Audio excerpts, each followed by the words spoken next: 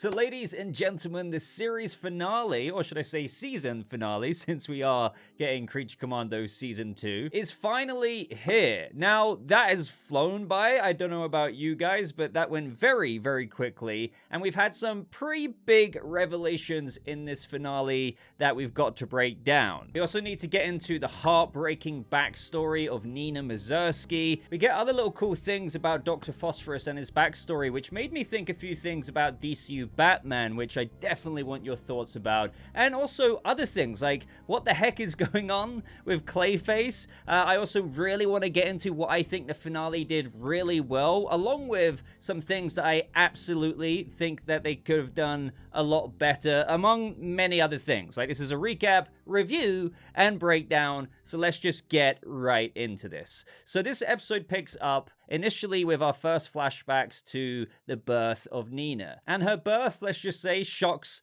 her parents, as she has many irregularities, as the doctor put it, with her lungs mostly being on the outside of her body, with the doctors even being concerned that they can't even keep her alive for very long.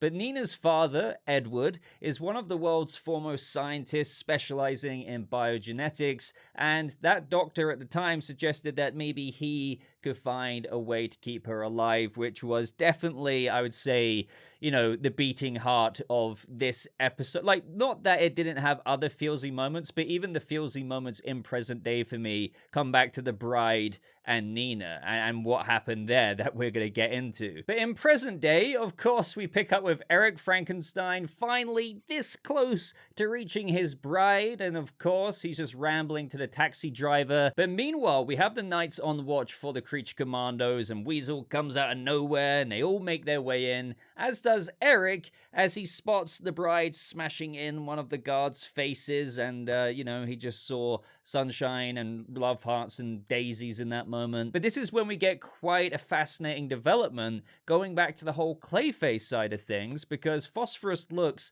at the feed from the past few days, and 2 days ago, they see footage of a still of Ilana Rostovic, the princess, and Clayface walking together in the castle. Now, I would love to know what you guys thought this meant at this point in the episode. It would be just interesting to get your reactions and theories at the time for what this would have meant later on. And again, this is one of the kind of, I don't know if I want to say criticisms, but feedback that I will get into later on with what they didn't really get into when it came to stuff like this. But of course, Clayface, as a lot of us know, was being used to shapeshift into McPherson, and this was very pivotal to learning more about Alana's real plan. Which is when Eric makes his way up the wall, and just as he's about to give her the warning, the bride doesn't even remotely hesitate, and she just shoots the crap out of him, and he falls off the side of the castle, splats down on the ground,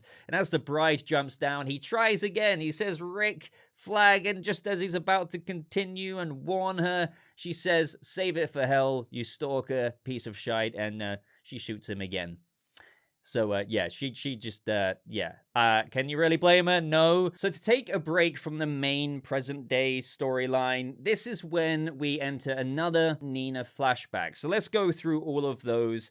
And here we see Nina sometime later with her father, Edward, having built a breathing apparatus in order for her to survive. And I have to say, she is absolutely adorable. And I'm not gonna lie, guys. I know I've seen already, because I'm getting this review up a little bit late. Again, some people criticize this episode with points that I certainly agree with, but this flashback and like these particular scenes, I definitely feel like they were up there for me when it comes to the emotional storytelling that Gunn has achieved with, you know, or out of all of the Creature Commandos flashbacks that we've had so far. So let me know your favorite and where Nina's ranks. But just the situation between Edward and Lily here, you know, as you can evidently see, that as a father, Edward is not remotely shaken by Nina's condition. He loves her and he just wants to help her have an easier life, even if his inventions right now aren't making it too easy for her to be able to move around, bless her.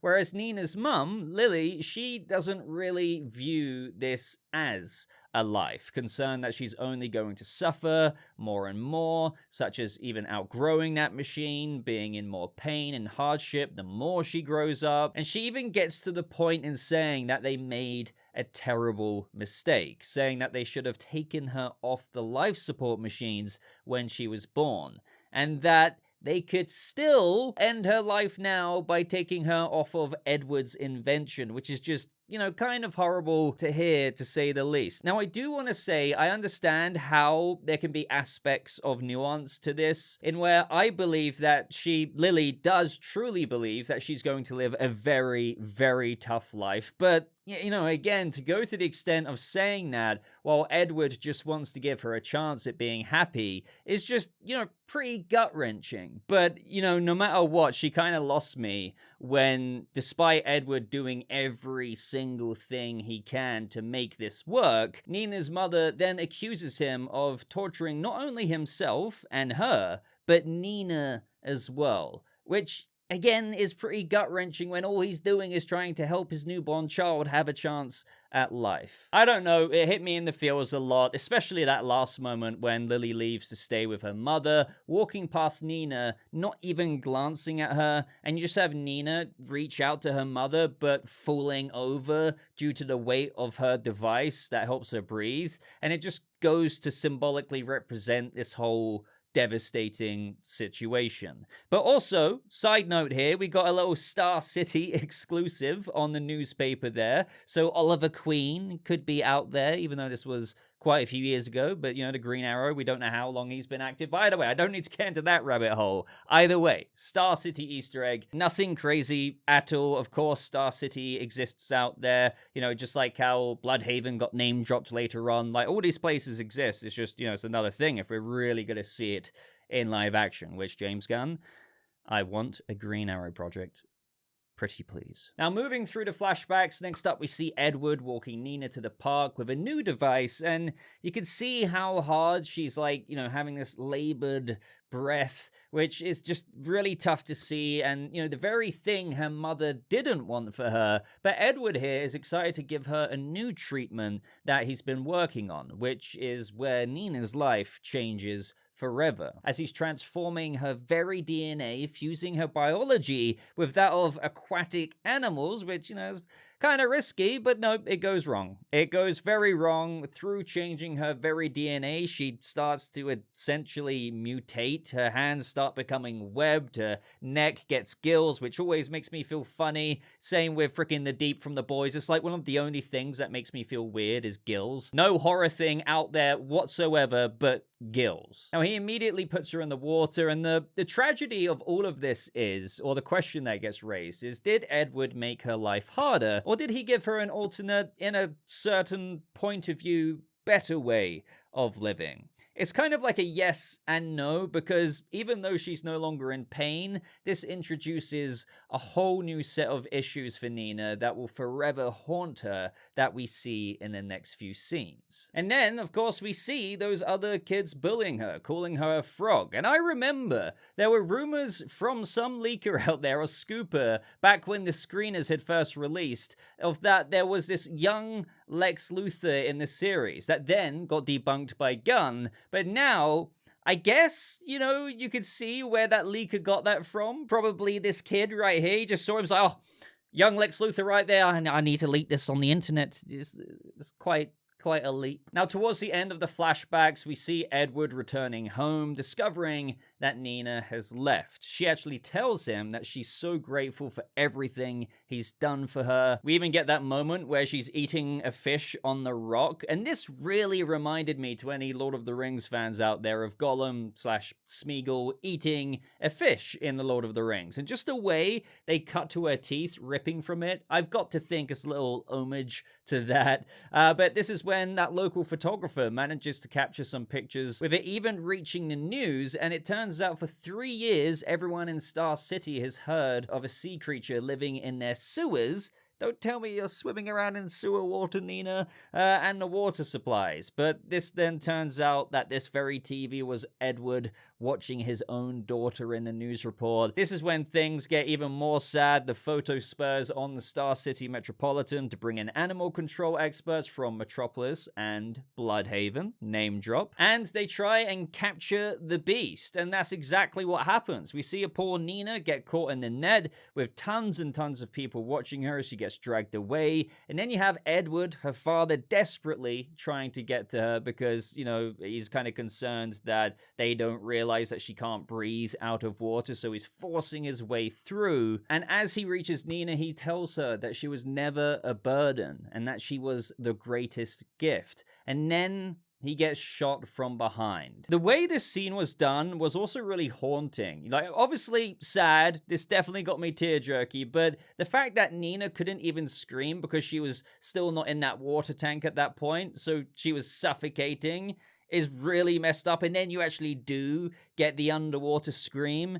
Oh, man. I would love to know your thoughts about this. All right, so back to present day with the Creature Commandos at the castle. They case out the place with the fewest guards, and they make their way in. And man, Phosphorus and his powers come in very, very handy. We have the princess who wants to go swimming despite the danger, and Sergei isn't very happy about this. And I have to admit, like, it was convenient. Like, I know she feels confident or whatever with all of these soldiers, but, you know, it's still like, hey, like, here's a convenient story place to put her with the least fortified position, as opposed to all the dozens and dozens and dozens and dozens of knights that we saw lined up at the end of last episode, you know, inside and around the castle. The Creature Commandos make their way to the water's edge by the trees, and Weasel wants to go after Alana, as he's very excited to see her, because, after all, she reminds him of the girl that he couldn't save, and of course, he enjoyed playing fetch with her at the start of the season.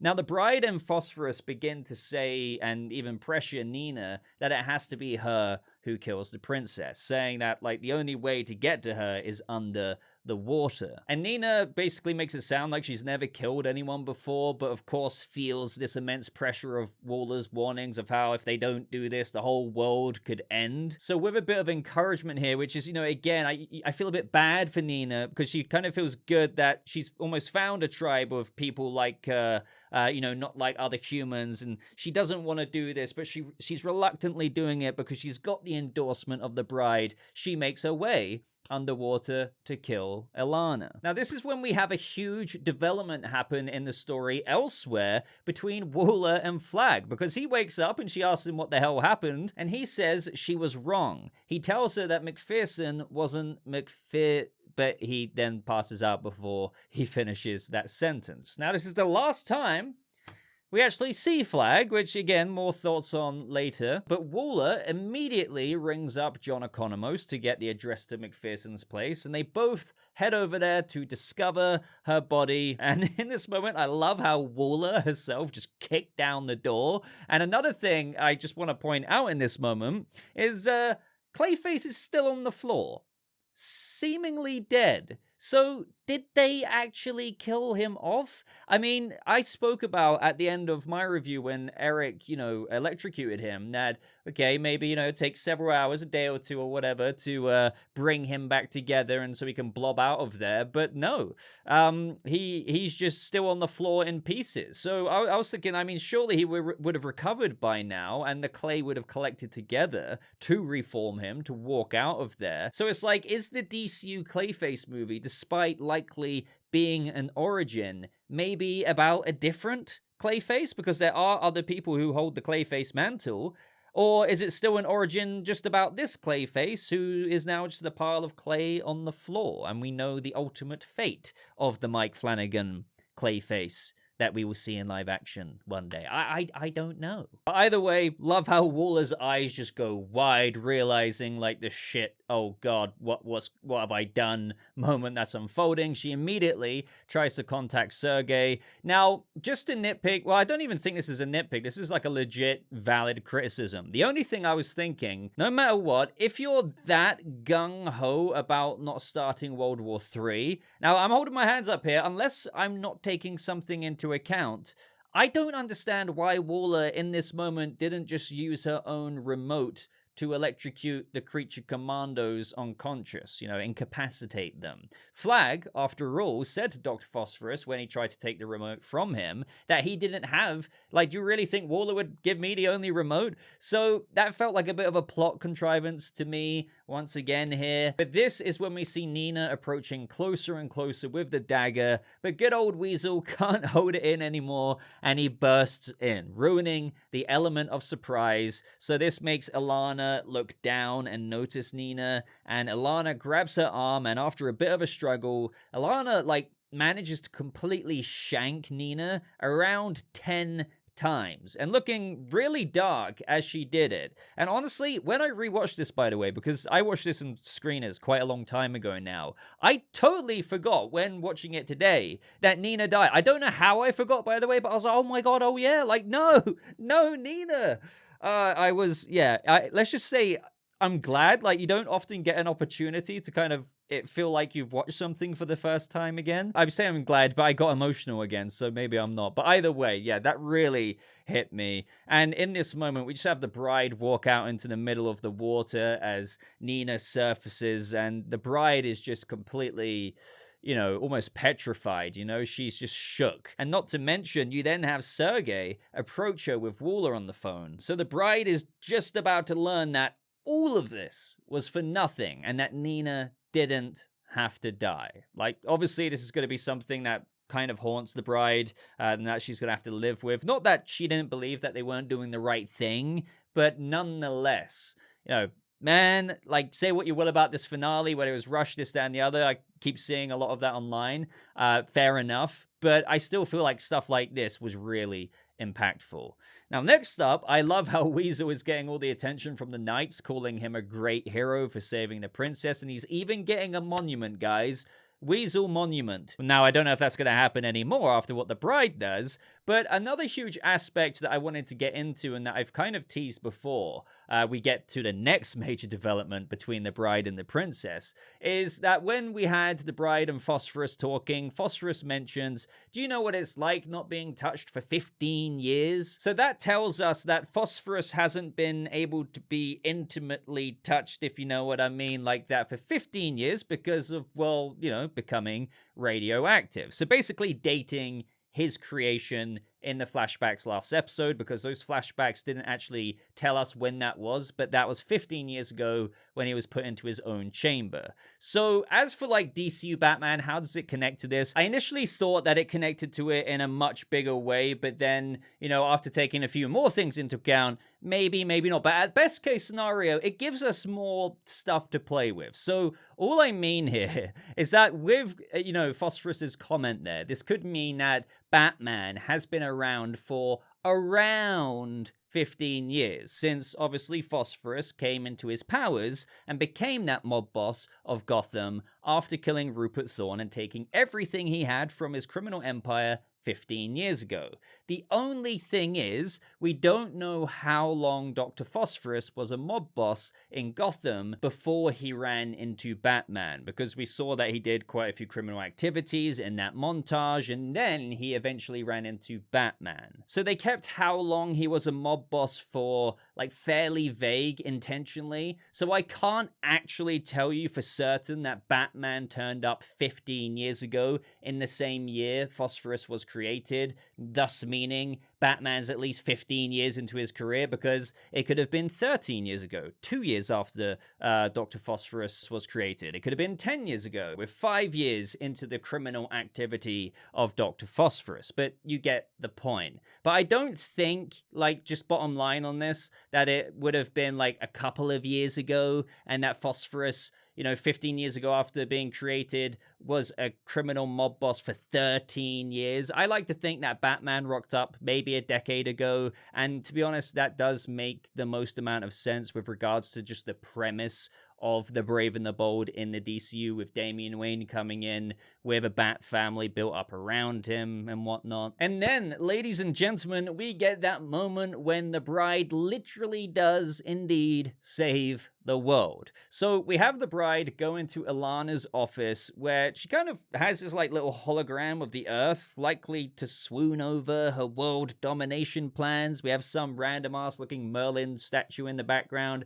Anyway, she says she understands why the bride and the Creature Commandos did what they did. They thought they were saving the world and following orders. Alana even goes on to say that the sorceress Circe tried to frame her, and, maybe even she is probably the one who wants to destroy the world. But the bride then says, oh, no, you're not getting away with this. Which is when, Alana immediately drops her composure a little bit and pulls open the drawer with the gun in it, knowing that the bride might be onto her. But the bride, this is when she, reveals it all. So she says initially that they saw Clayface on the tapes. So she puts together that Sergei must have seen McPherson visit Waller, someone you'd know would back up Circe's story, so your only choice was to get Clayface to make it look like she wasn't who she was, even though she was who she was when she and Waller spoke in the interrogation room. So that's a confirmation that, McPherson in the interrogation room validating Circe's story wasn't Clayface acting, because,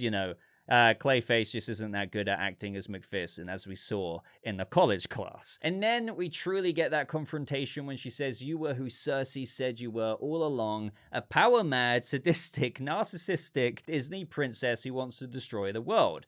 And, in this moment as well, she also reveals that she's not going to kill her because she could cause World War III, or to save the world. No, I'm killing you because you took the life of the only friend I have, and the only one of us with an ounce of kindness in her veins. And that really, really got me. And then boom, freaking headshot. Circe was sincere in telling the truth way back when she gave the vision. That vision really did terrify her to tears. And again, think about it, guys. The bride just saved the world canonically in the DCU before we even got the Superman movie. Now, the only thing I have to say here with all of this, with some good faith criticism, if you will, as much as I enjoyed this episode still and just the show, and as badass as the bride was, how there was a twist that I think some people didn't see coming with the vision actually being true, but maybe it was obvious at a certain point.